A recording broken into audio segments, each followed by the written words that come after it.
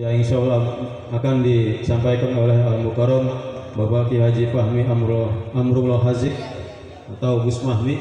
Kepada beliau dipersilahkan dengan hormat.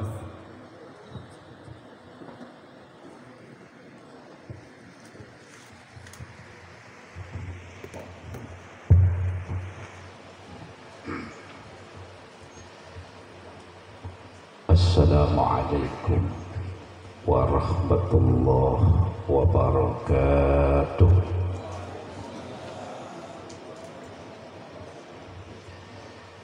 Alhamdulillahi wa kafa,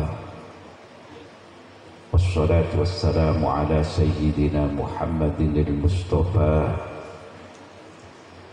wa ala alihi wa ashabihi ahli sidqi wal wafa, amma ba'd.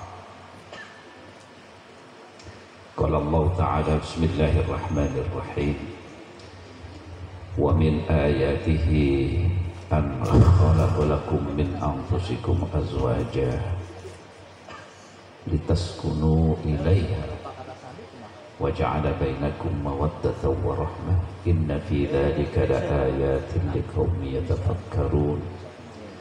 Wa qala aidan wa'tasimu bihablillahi jami'an wa la tafarraqu. Ashabul fadilah wal karamah, para adim, para ulama, para kiai, para bunyai, para asatid wal ustadzat yang senantiasa saya ikuti fatwa-fatwanya, wabil khusus Sohibul Bait Al-Mukarram Kiai Haji Aim Zaimuddin.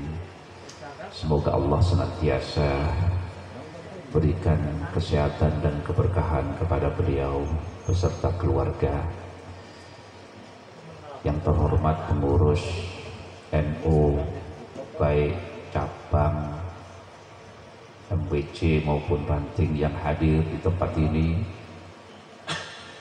sahabat-sahabat alumni pesantren Tebu Ireng, hadirin wal hadirat rahimakumullah. Pertama, mari kita panjatkan syukur kehadirat Allah Jalla wa'ala atas nikmat dan anugerah yang telah diberikan kepada kita, sehingga malam ini kita bisa ijabatul dakwah menghadiri undangan daripada beliau Al-Mukarram Kiai Haji Aim Zaimuddin yang mempunyai hajat menikahkan putranya yang bernama Gus Muhammad Ismail Zamakhsyari yang mendapatkan seorang gadis dari Sukabumi, yaitu Neng Farida. Semoga pernikahan ananda berdua dijadikan sebagai pernikahan yang sakinah mawaddah warahmah, amin ya rabbal alamin. Sholawat serta salam semoga tetap terlimpah ke atas junjungan kita baginda Nabi Muhammad sallallahu alaihi wasallam. Hadirin wal hadirat rahimakumullah, tidak banyak yang ingin saya sampaikan karena acara inti walimatul urs itu sebenarnya bukan mau'idhah tapi makan, dan acaranya sudah selesai sebenarnya. Karena itu saya tidak butuh lama-lama ya, saya hanya ingin, karena juga malam hari ya, ini kasihan mantainya, sebenarnya mantainya itu lama banget ya, itu ya, maunya pengen cepet-cepet aja sebenarnya ya. Tapi ya saya sedikit aja yang ingin saya sampaikan tadi, apa yang sudah disampaikan oleh beliau Sohibul Bait Yayain. Ini sebenarnya luar biasa ya, luar biasa menurut saya. Tapi ada sayangnya sebenarnya. Tadi dia mengatakan saya hanya mempunyai satu anak. Ini nggak ngerti saya, ini kekurangan atau kelebihan sebenarnya. Kiai itu kayaknya kalau punya anak satu itu nggak pantas. Betul, nggak pantas. Kiai itu harus, orang alim itu putranya harus banyak. Kiai punya anak banyak itu pantas. Jangankan punya anak banyak, punya istri banyak juga pantas kalau kiai. Iya. Masa kapan itu ada sopir istrinya 3, sopir Pak, istrinya 3. Masa kiai cuma 1? Ya, tapi juga tergantung. Ini insya Allah beliau ini termasuk kiai yang takwa, takut istri tua gitu aja itu. Ya. Jadi beliau mengharapkan agar keturunannya, zuriatnya kelak itu tidak keluar dari garis NU. Ini sesuatu yang khas sebenarnya disampaikan oleh seorang ketua PJNU. Saya tidak akan memberikan nasihat perkawinan, karena pengantin baru itu tidak perlu dan tidak butuh nasihat. Iya kan? Yang butuh nasihat itu ya pengantin kawak-kawak begini ini ya, jadi ini yang butuh sebenarnya. Iya, pengantin baru, masya Allah, itu luar biasa juga. Tanpa nasihat, hampir setiap hari kehidupannya dipenuhi keindahan. Tapi kalau pengantin sudah kawak-kawak kayak kita ini, kadang-kadang gandeng istrinya saja lupa. Iya kan? Nah, karena itu sebenarnya yang perlu dinasihati yang pengantin kawak-kawak ini. Tapi juga saya nggak akan nasihatin pengantin kawak lah, ya. Jadi karena bagi saya urusan rumah tangga, urusan pernikahan itu sudah selesai. Nah, yang ingin saya sampaikan di sini adalah tentang ke-NU-an sebenarnya. Sebagaimana tadi cita-cita yang diharapkan oleh Kiai Ain tadi, ini adalah satu hal yang sangat luar biasa. Ya, tadi menceritakan ini ada ranting istimewa. Saya baru mendengar istilah ranting istimewa. Ya, sebenarnya ini adalah ranting bid'ah sebenarnya. Ya, jadi itu ya. Di mana-mana tidak ada itu. Baru mungkin di Bogor ini ada ranting istimewa, dan sebenarnya itu ranting bid'ah. Ya, tapi justru disebut tadi itu sudah ada berapa? 3 atau berapa? Ya, ternyata tapi ini bid'ah hasanah. Ya, jadi ini bid'ah hasanah. Saya pikir kita tadi yang sudah disampaikan oleh PBNU jalan aja terus. Itu lebih baik daripada nanti di situ itu ada ranting Wahabi. Iya kan? Sedikit-sedikit nyalai aturan gak apa-apa lah, untuk menyelamatkan umat. Ya, untuk menyelamatkan umat. Maka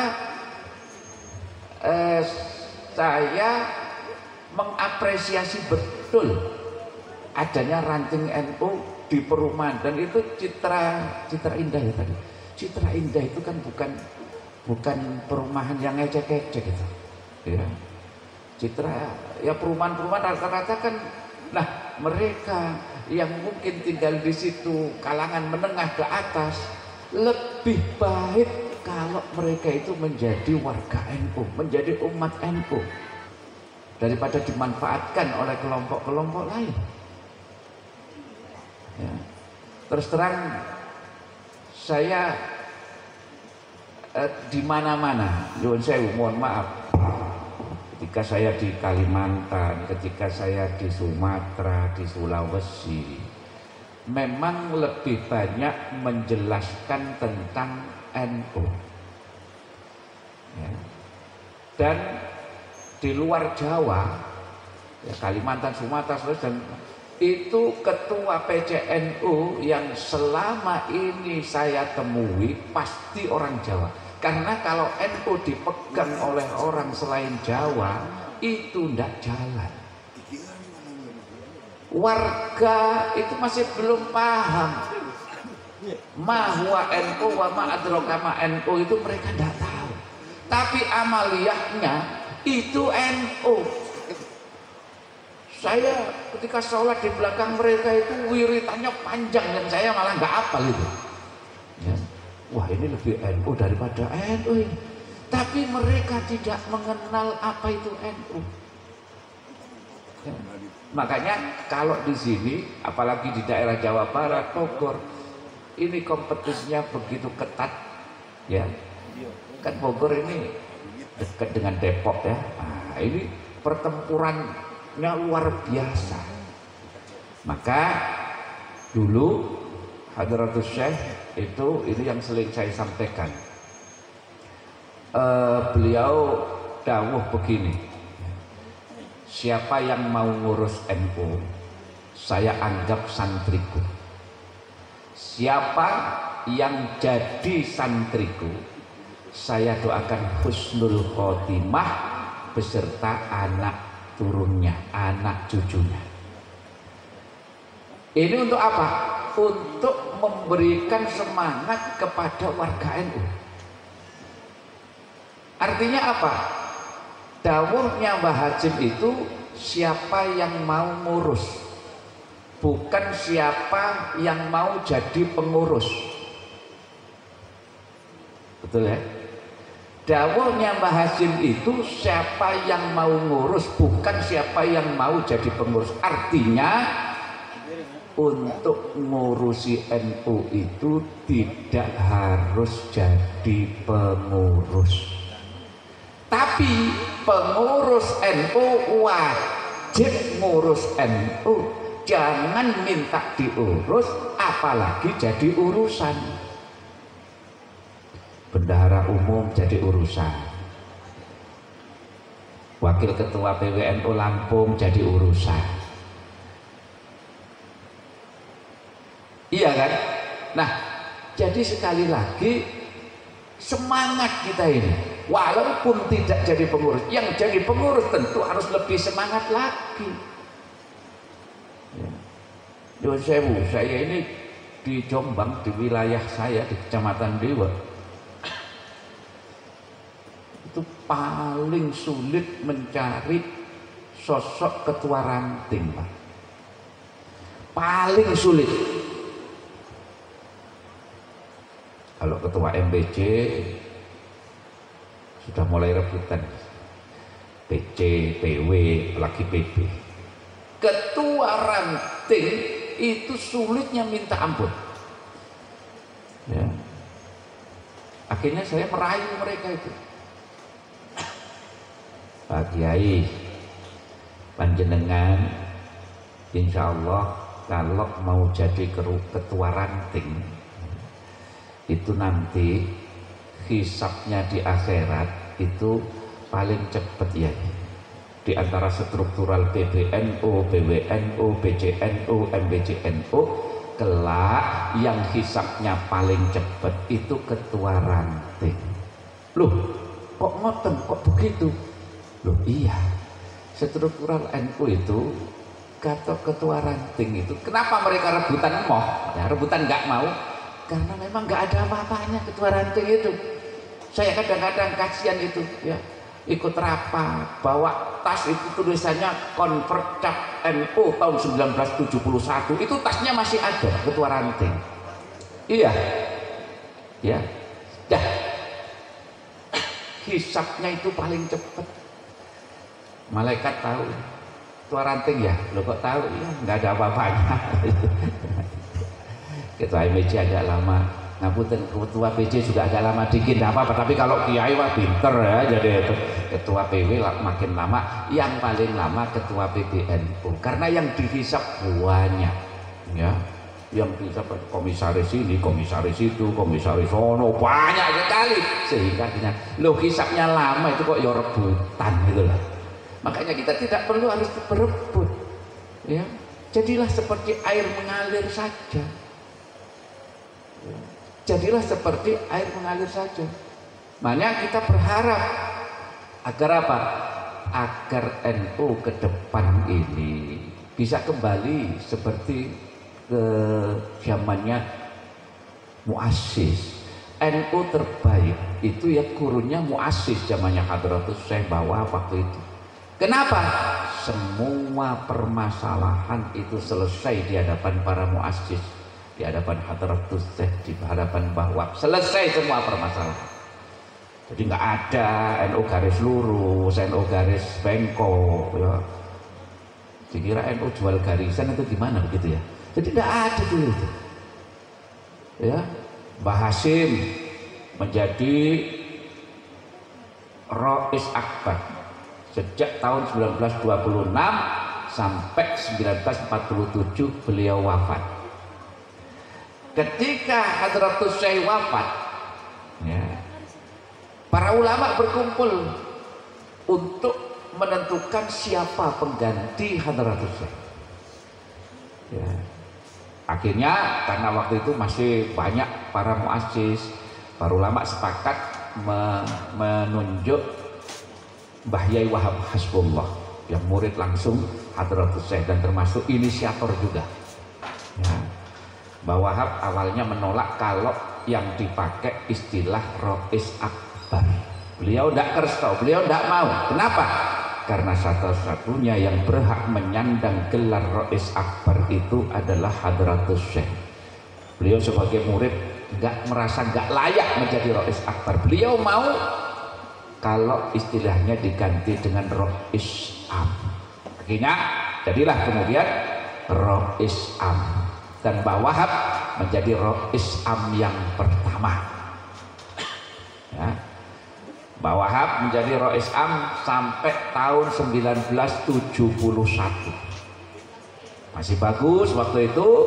Ketika 1971 Mbah Wahab wafat, ulama kembali berkumpul untuk mencari siapa pengganti daripada Mbah Wahab. Waktu itu masih ada Mbah Yai Bisri Samsuri yang juga termasuk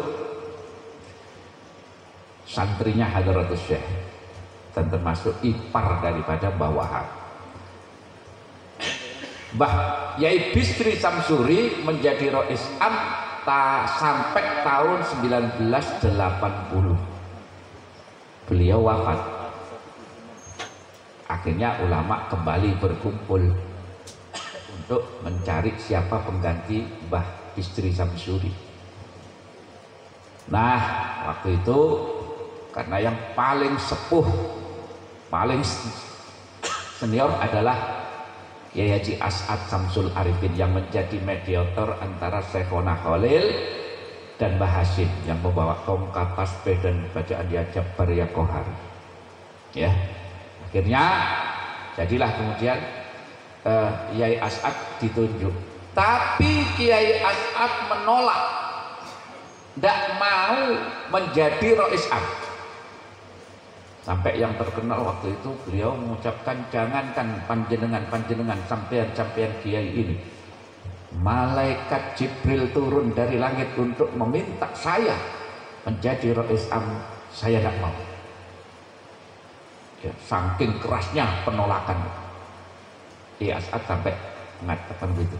Ditanya, lalu siapa yang kira-kira layak? Kiai Makhrus Ali Lirboyo, alim. Akhirnya para ulama menemukan Kiai Makhrus Ali.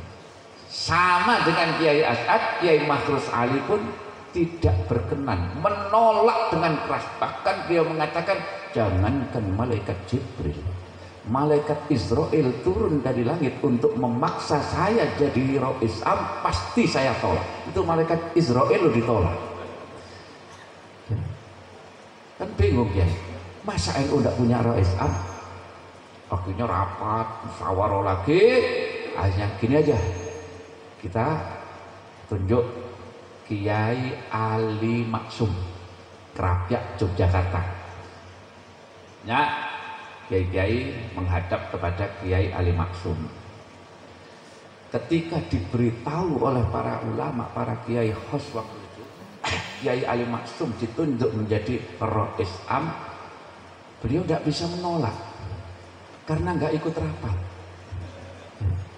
Makanya kalau nggak ikut rapat jangan menolak. Nggak bisa menolak, tetapi beliau itu menerima amanah ya. Itu seperti musibah. Beliau terima itu sebagai suatu musibah dengan derayan air mata, menangis beliau saking sedihnya ditunjuk jadi Rais Am.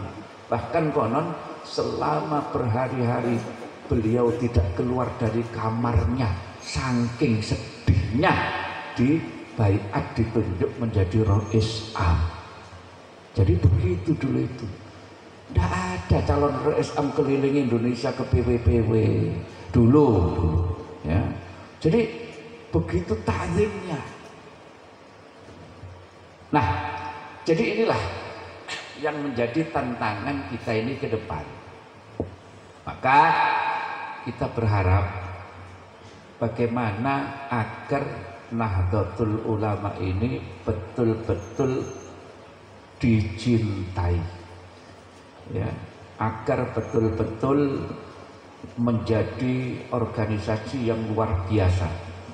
Kenapa saya katakan demikian? Terus terang, saya sebenarnya berharap Nahdlatul Ulama itu fokus dakwahnya di 3. Yang pertama di bidang pendidikan, yang kedua di bidang kesehatan, yang ketiga di bidang ekonomi. Saya mau bertanya, di NU di Bogor ini sudah punya rumah sakit atau belum NU-nya? Belum ya? Belum ya? Sengaja saya tanyakan karena saya tahu jawabannya. Jangankan Bogor, ketika saya ngisi maulid di kantor PWNU DKI, itu saya tanya, PWNU DKI sudah punya rumah sakit? Belum. Nah, kenapa ini saya sampaikan? Ya agar menjadi perhatian bagi pengurus-pengurus NU itu. Bukan hanya sekedar menjadi pengurus, tapi bagaimana berusaha supaya NU ini menjadi sesuatu yang menjadi organisasi jamiah yang berwibawa. Saya ceritakan, di Jombang itu ada RSNU. Walaupun sebenarnya bukan miliknya NU murni, itu milik pribadi, milik yayasan, ya. Nah, itu proses pembangunannya itu butuh waktu lama dulu.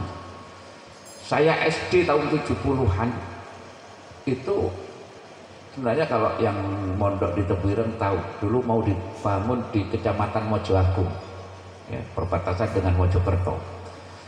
Ketika saya SD diajak ibu saya ke Surabaya, saya selalu membaca tulisan di sini akan dibangun rumah sakit NU.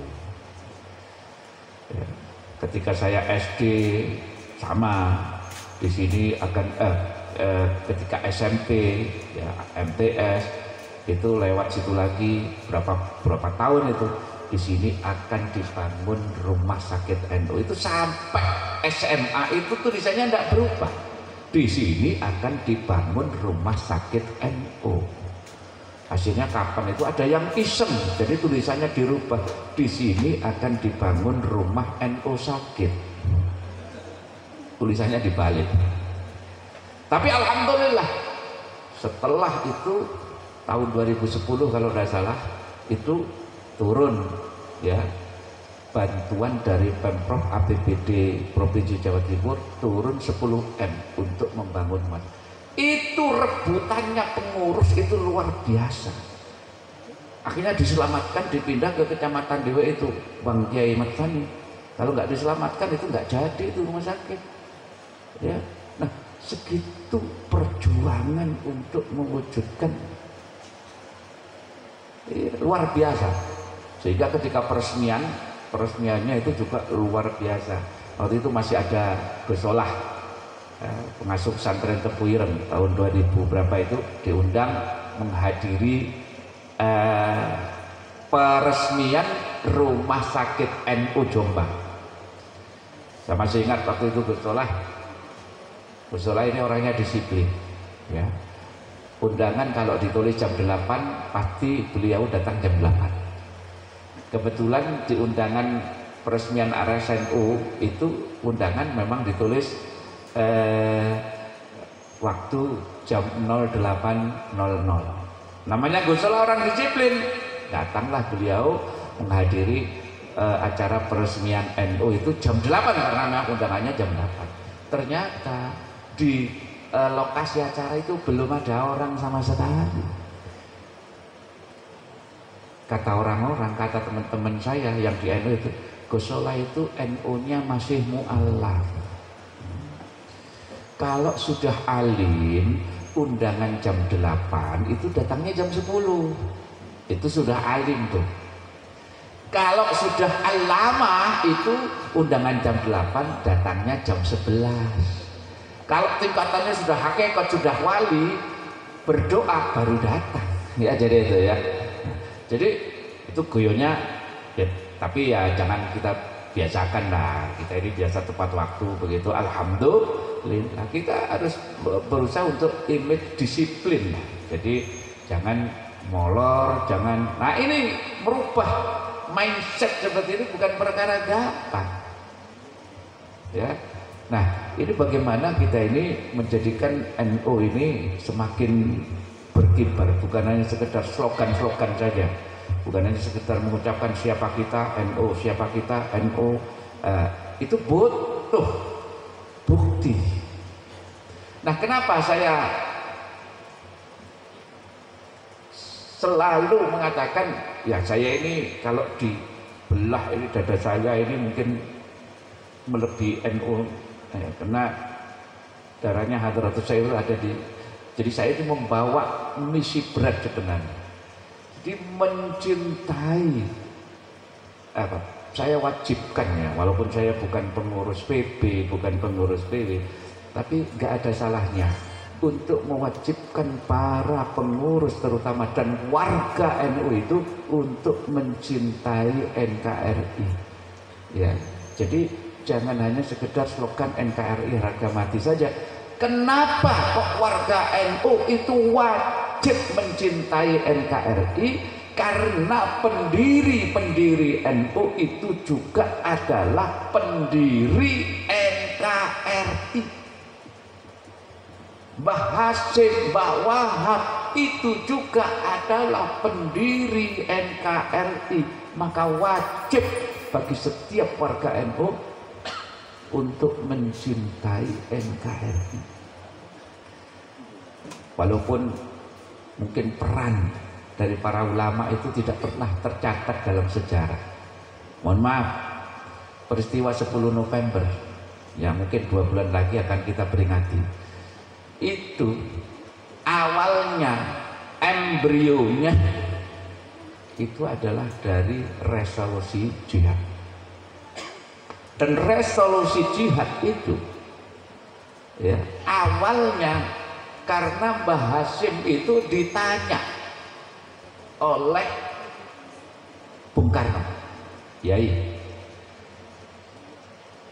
bagaimana hukumnya bagi umat Islam untuk berperang mempertahankan kemerdekaan melawan penjajah yang notabene bukan negara agama, bukan negara Islam. Artinya Indonesia ini bukan negara Islam.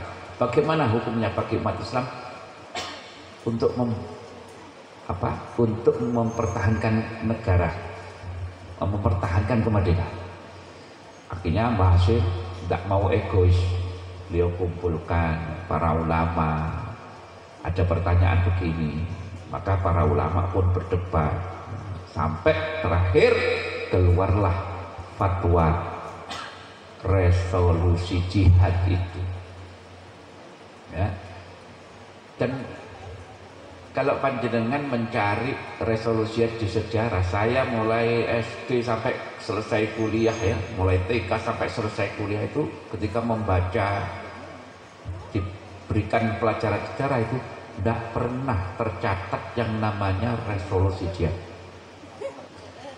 Sejarah yang diberikan kepada saya ketika SMP, ketika SMA itu rata-rata ya G30 SPKI.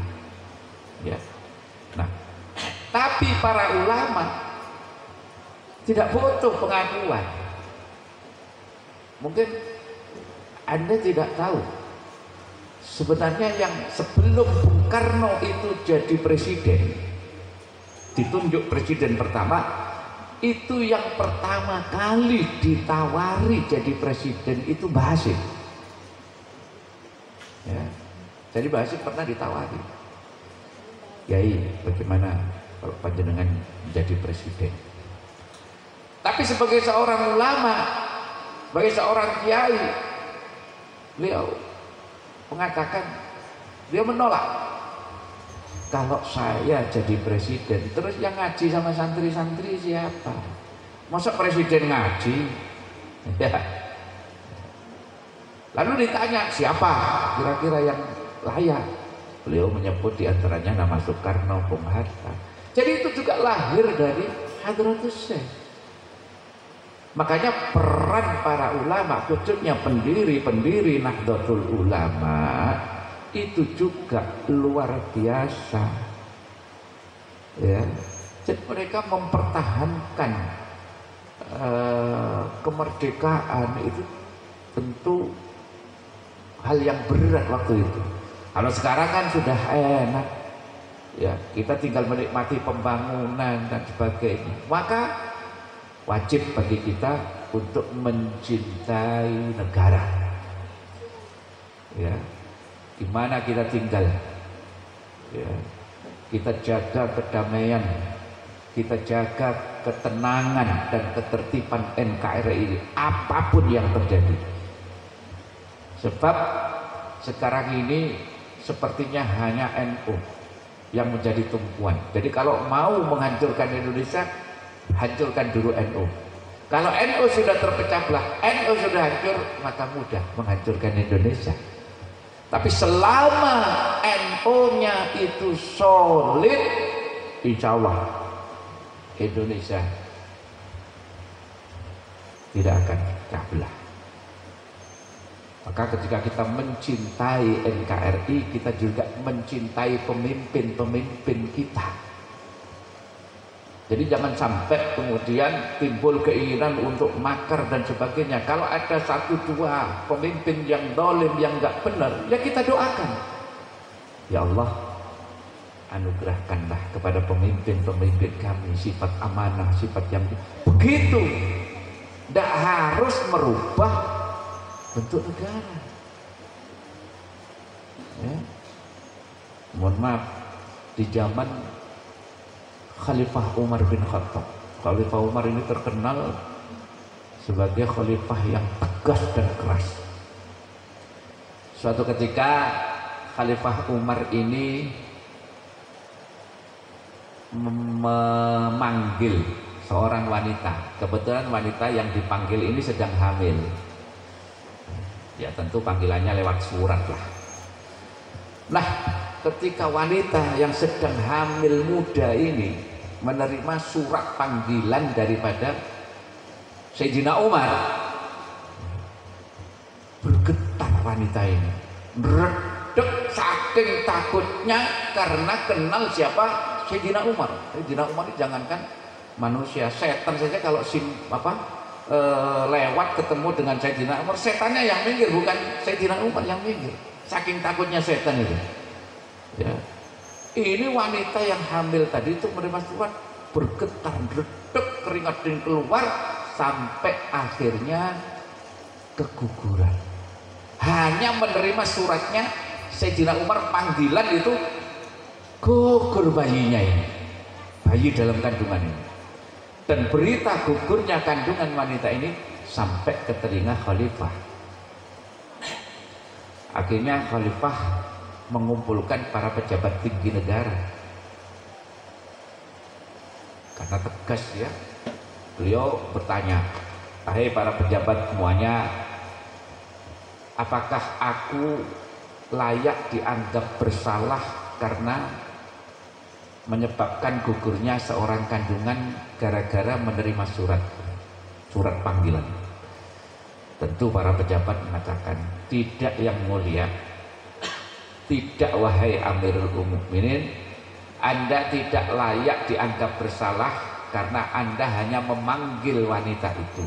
Sedangkan wanita itu hanya ketakutan, padahal belum jelas masalahnya, tapi dia sudah ketakutan sehingga menyebabkan gugurnya kandungan. Tapi Khalifah Umar tidak puas dengan jawaban pejabat-pejabatnya. Akhirnya dia bertanya kepada Sayyidina Ali, wahai Abu Hasan, bagaimana pendapatmu? Akhirnya Sayyidina Ali menjawab, engkau harus membayar denda karena anggap saja engkau melakukan pembunuhan yang tidak terencana. Nah, pembunuhan yang tidak terencana sebab ada pembunuhan yang terencana yang dilakukan oleh jenderal sekalipun ya. Jadi ini ya, ini pembunuhan, anggap saja kata Sayyidina Ali, Anda melakukan pembunuhan tidak direncanakan.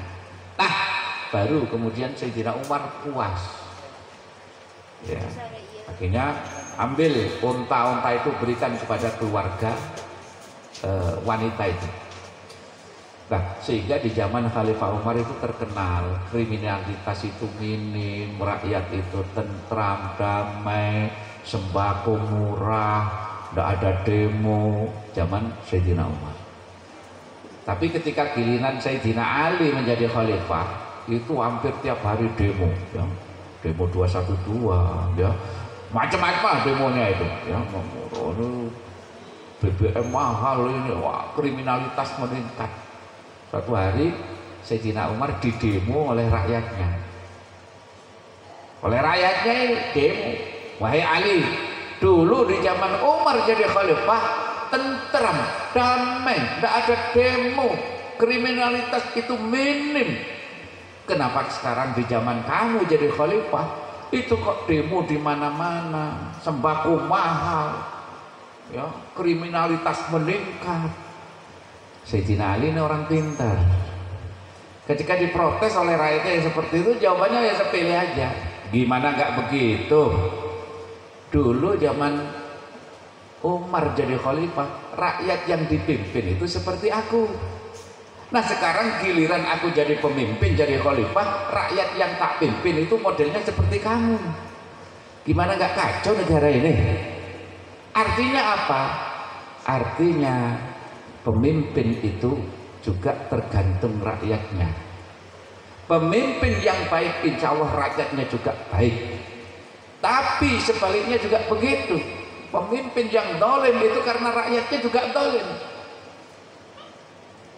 Jadi tidak perlu misalnya harus merubah bentuk negara dan sebagainya. Dan NU harus punya peranan di sini. Ya. Jadi tidak perlu kita ini harus berebut kekuasaan dan sebagainya. Maka saya kira inilah yang penting bagi kita. Ya. Tadi sebenarnya ketika saya oleh Haji Abbas diberitahu ini ayahnya ketua PCNU dan saya menjadi semangat. Ya. Kenapa? Karena ya sedikit-sedikit untuk memberikan motivasi. Saya tidak berceramah, saya tidak ngaji, ya, hanya sedikit berbagi motivasi lah. Makanya jauh-jauh ya saya datang itu hanya untuk besok pagi harus pulang lagi. Saya bersilaturahmi, ya, di hadapan panjenengan semua.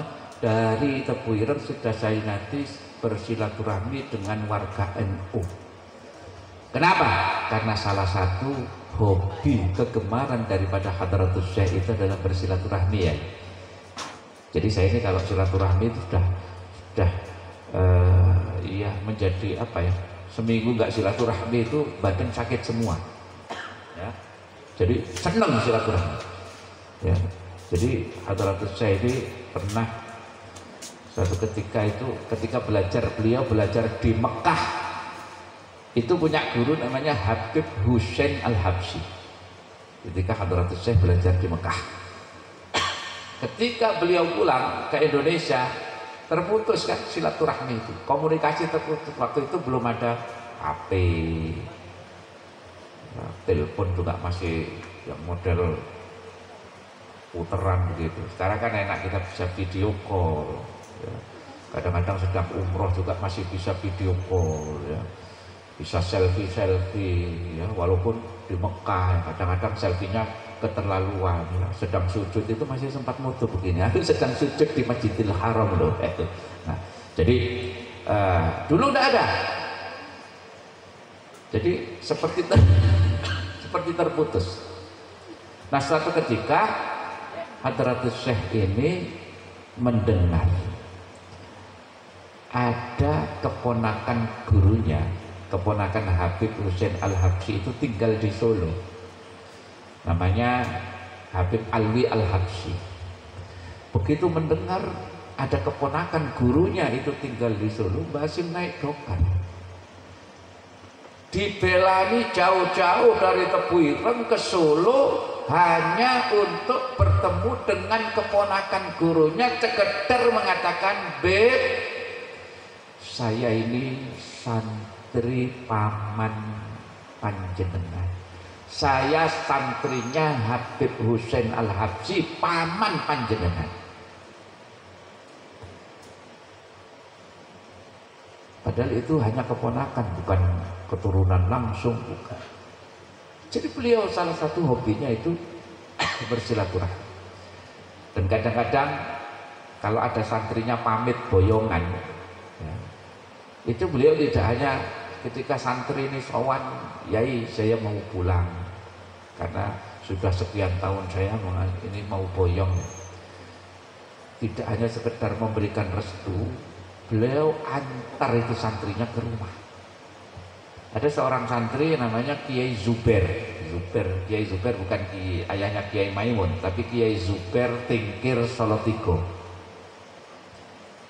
Satu hari pamit sama Mbah Hasyim, "Mbah Yai, saya mau pamit karena sudah lama saya menimba ilmu di sini." "Oh ya, baik." Ya. Diantar oleh beliau. Bukan hanya sekedar diantar, dihadiahi beberapa kitab oleh Hadratus Syekh kepada Kiai Zuber ketika ditingkir.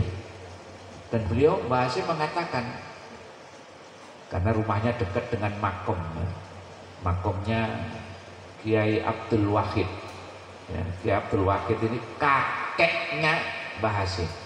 Akhirnya Mbah Hasyim bilang, "Di situ loh makamnya mbah saya." Maka di daerah Tingkir itu ada makomnya Kiai Abdul Wahid yang merupakan kakek daripada Mbah Hasyim. Jadi hobinya silaturahmi. Maka saya tidak bisa mewarisi ilmunya Mbah Hasyim, saya tidak bisa mewarisi alimnya Mbah Hasyim, tapi salah satu yang ingin saya warisi adalah senangnya bersilaturahmi. Jadi saya niati silaturahmi ke sini. Kenapa? Ya, kalau saya silaturahmi itu terus terang hati senang aja. Katanya kalau menurut kesehatan, saya ini kalau silaturahmi itu kan jalan-jalan, menikmati kuliner. Itu orang kalau silaturahmi jalan-jalan pasti hatinya senang. Orang itu kalau hatinya senang, ini waktu Covid dulu ya, waktu pandemi itu dikatakan orang yang hatinya senang imunnya naik, imunnya meningkat. Orang kalau imunnya meningkat, insya Allah sehat.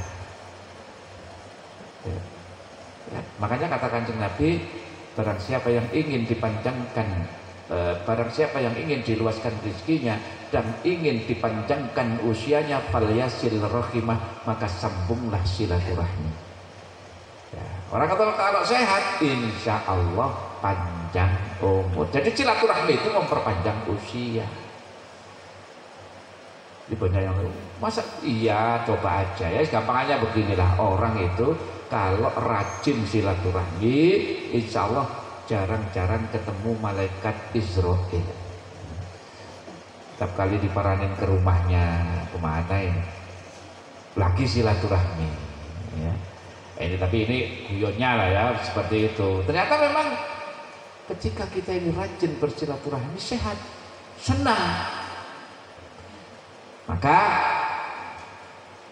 jalinlah warga NU ini ya, wa'tasimu bihablillahi jami'an wa la tafarraqu. Mari kita ini bersatu, mengikat persatuan persaudaraan ya, Kalau di sini bihablillahi jami'a itu artinya dengan tali Allah dalam arti agama Islam, maka kita sebagai warga NU ini talinya adalah Jam'iyah Nahdlatul Ulama. Ya, maka semoga semuanya para pengurus NU dan yang enggak jadi pengurus jangan berkecil hati, karena dawuhnya Mbah Hasyim tadi itu siapa yang mau ngurus, caranya bagaimana supaya bisa mengurus NU tanpa jadi pengurus. Ketika ada kegiatan-kegiatan NU jangan ketinggalan. Kita bisa berdonasi dengan dana, kita bisa beri makanan, kita bisa memberikan bantuan berupa apapun. Jadi mengurus NU tanpa jadi pengurus itu adalah menghidupkan amaliyah NU. Fa insya Allah kalau ini semua bisa dilakukan, insya Allah warga NU semua akan menjadi santrinya Hadratus Syekh. Allahumma amin. Ya. Dan yang terakhir kita mendoakan pengantin, ya, semoga segera dianugerahi keturunan yang soleh-solehah. Ya. Mungkin tadi keinginan beliau tidak seperti ayahnya. Ya, artinya kalau ayahnya anaknya cuma satu, semoga ini keturunannya banyak. Ya. Yang penting soleh-solehah.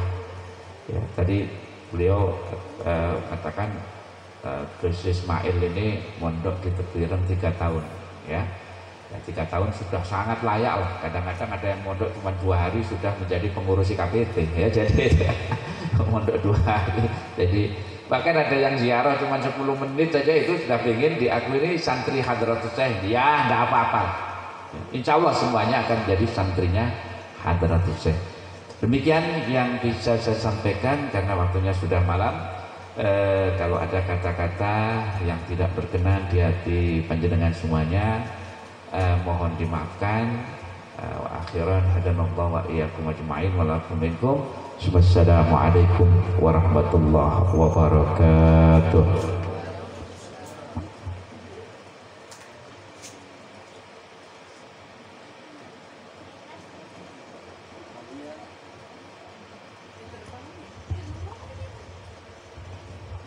Alhamdulillah, diucapkan terima kasih kepada Al-Mukarram Bapak Kiai Fahmi Amrullah Hazik selaku pengurus pesantren. Semoga ada manfaatnya bagi kita semua, amin ya rabbal alamin. Hadirin tamu undangan rahimakumullah, acara terakhir yaitu doa yang insya Allah akan dipimpin oleh Kiai Haji Romli. Namun sebelum doa, saya selaku pengatur acara mohon maaf bila mana ada tutur kata atau penyampaian. Wallahul muwaffiq ila aqwamit thoriq. Wassalamualaikum warahmatullahi wabarakatuh. Pada Al-Mukarram Bapak Haji Romli dipersilakan.